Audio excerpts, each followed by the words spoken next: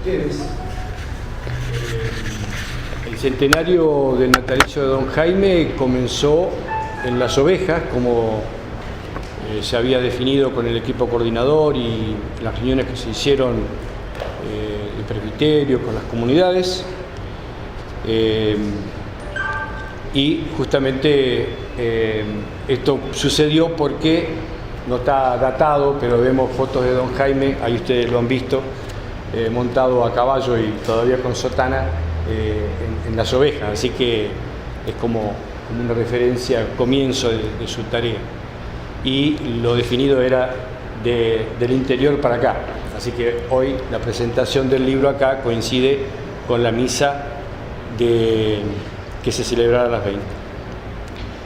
20. Esto forma parte de la presentación del libro de otras actividades que se van a ir desarrollando durante el año en distintos momentos, que lo tuvo a don Jaime como protagonista: la elección de la diócesis en abril, su consagración como obispo en agosto, su venida en septiembre, su fallecimiento en el mes de mayo, que se cumple este año 20 años, y después otras actividades que van a ir sucediendo y aconteciendo durante el año. Les voy a compartir una anécdota que recién le decía a Fernando que lo tuvo a él como protagonista y a don Jaime y a mí, pero en momentos distintos, que lo pinta a don Jaime, por decirlo de alguna manera, más que eso lo describe, y que a mí mismo me sorprendió. Yo fui ordenado diácono en el año 90. Bueno, pasan los meses y un día Fernando me dice: ¿por qué no venís a la reunión de presbiterio? Y yo, claro, no sabía cómo era la mecánica de eso. Digo, bueno, si ustedes me invitan, iré. Pasado un tiempo, no sabría decir yo si semanas o meses, un día yo estaba frente a la catedral en la vereda, sale don Jaime y me dice: espera un poquito. Y comienza pidiéndome disculpas porque él se había demorado en transmitirme la decisión de ir a la reunión de presbiterio, y ahí entonces me acordaba de lo que había dicho Fernando, ¿no? Claro, la impresión fuerte era que el obispo pidiendo disculpas por algo que en realidad no debiera haberlo pedido, pero era una manera poco a poco de ir a conocer a este don Jaime nuestro tan especial. Y el libro, para los que estamos en la iglesia hace tanto tiempo, permite, junto con los otros libros que hay publicados, que hizo el padre Capitaño, otros que hay, ubicarnos a los que en el medio de esa historia, porque hay cosas que sucedieron las cuales uno se enteraba por los diarios, pero no conocía el entretelón. Y otras cosas, como la que está escrita al final, que lo describe don Jaime como constituyente, de una actualidad fenomenal. No aquellas palabras que don Jaime dijo que parecían funestas, ¿no? Aquello de no querer ser cómplice de los funerales de la patria. Muy interesante, yo creo que debiera ser reflexionado sobre aquello que dijo don Jaime. Así que, dicho esto, entonces lo dejamos a ustedes con el padre Fernando para que le hagan las preguntas que necesiten sobre su libro. Bueno, ¿cómo surge el libro? ¿Cómo fue la idea de escribir? Realmente el libro surgió la noche en que don Jaime cumplía 75 años. Tuvimos la misa concelebrada acá en la catedral y luego fuimos al obispado a comer unas empanadas todos los sacerdotes. Y en esa época había todo un movimiento muy grande de cambio de opiniones. ¿Quién iba a ser el nuevo obispo? ¿Cuándo se lo iban a llevar? ¿Si le aceptarían la renuncia? ¿Si se la iban a prolongar? ¿Si podríamos escribir una carta a la nunciatura pidiendo que no le aceptaran la renuncia? Bueno, había mucho movimiento. Incluso llegabas venías a la librería catedral y siempre había quien preguntaba: che, ¿quién va a ser el nuevo obispo? Entre los sacerdotes incluso había quien apostaba: ¿qué te apuestas que el mismo día que cumple años le van a aceptar la renuncia? Bueno, era todo un clima así muy especial que se había formado.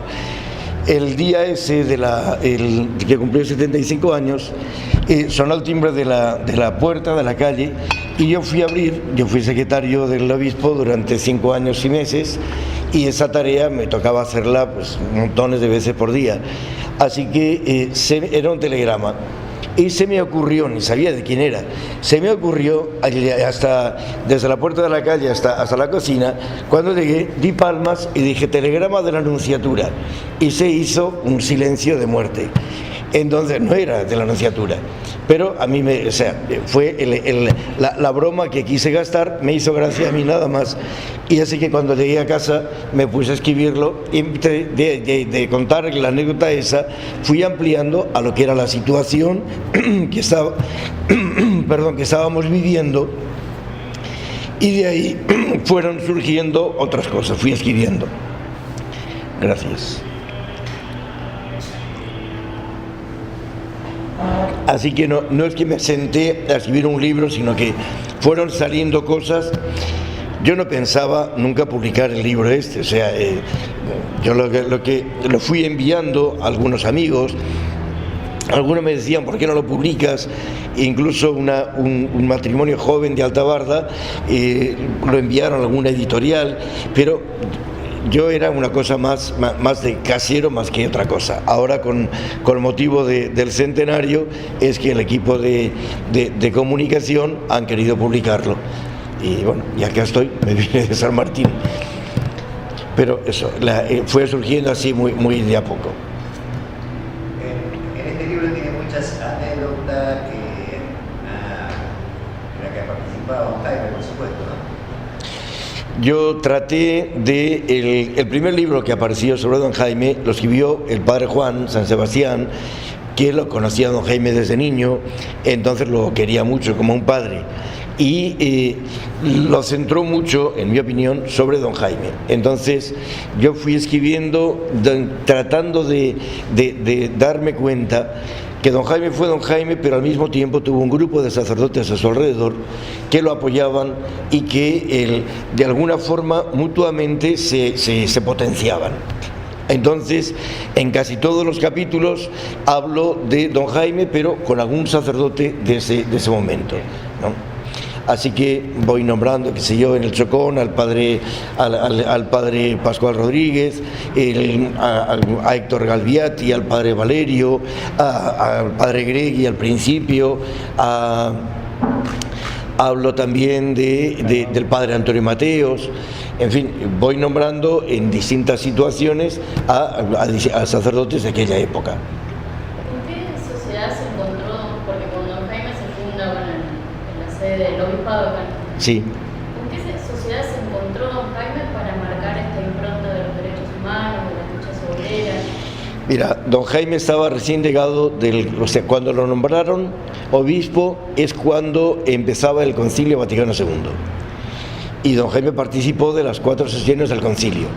Entonces vino con todo el espíritu que se había creado en el concilio, por un lado, de querer renovar la Iglesia. Fíjate, hay un documento del concilio que dice los gozos y las esperanzas, las luchas y las frustraciones de la gente son los mismos que tenemos en la Iglesia.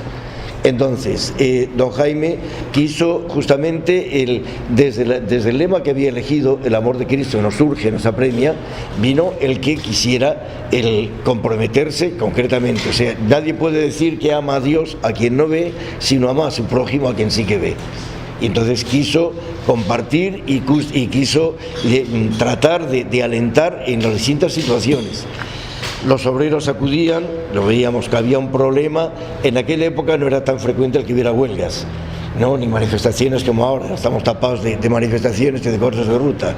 En aquella época no era así, pero cuando había algún problema siempre aparecían algunos obreros que iban a hablar con don Jaime. Don Jaime o bien participaba o bien sacaba un comunicado o en la misa del domingo en las 8 de la mañana por el U5 hablaba sobre el tema, ¿no?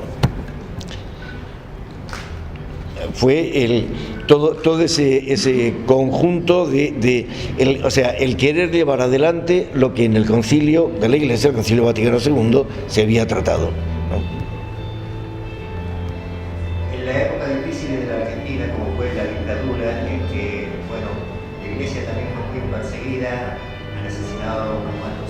sacerdotes a Guachelele. ¿A qué cree que se debe a que don Jaime de alguna manera no fue tocado por la dictadura en ese sentido? Don Jaime no fue tocado porque era demasiado personaje público. Además, mira, yo tuve la experiencia una vez en una reunión de sacerdotes que hicimos en San Miguel.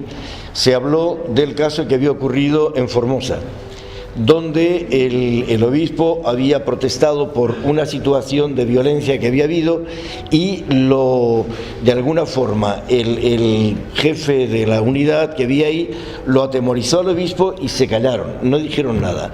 Y acá a don Jaime no le hicieron nunca callar, ni a él ni con los sacerdotes que estaríamos con él. Entonces, el hecho de hablar en público era, en mi opinión, la mejor defensa que don Jaime tenía.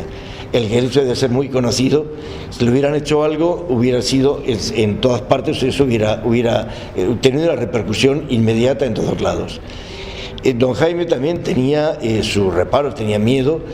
Por ejemplo, él, antes de la dictadura, cuando iba al interior, siempre nos invitaba a algún sacerdote o alguien que lo acompañara. A veces hay una foto por ahí bonita que la sacó Lucho Sandoval, que está don Jaime en las ovejas, agarrado a una cruz de palo grande que hay.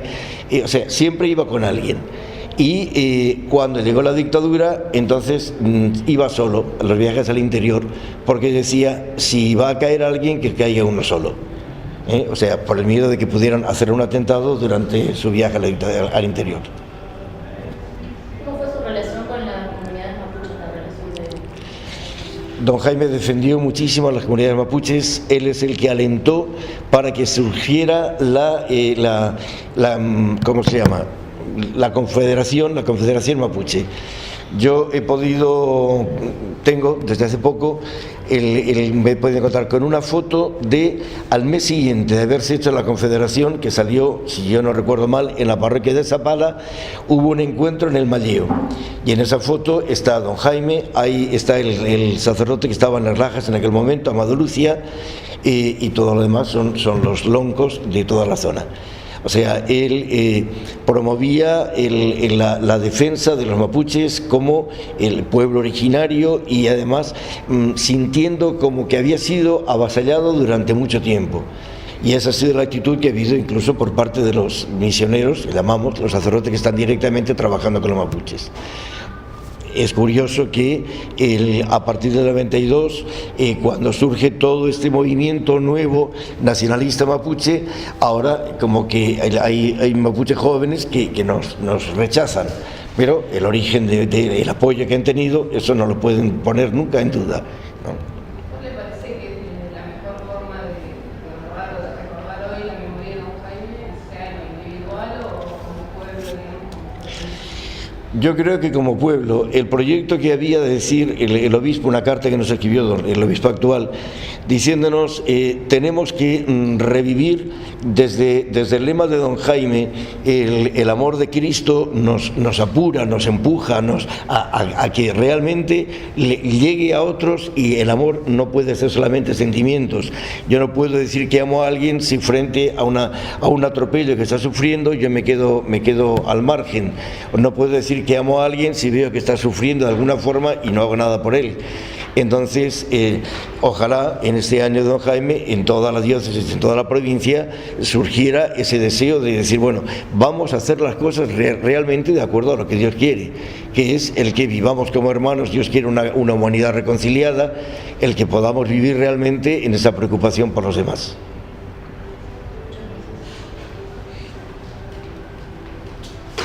¿Dónde van a estar a la venta los libros?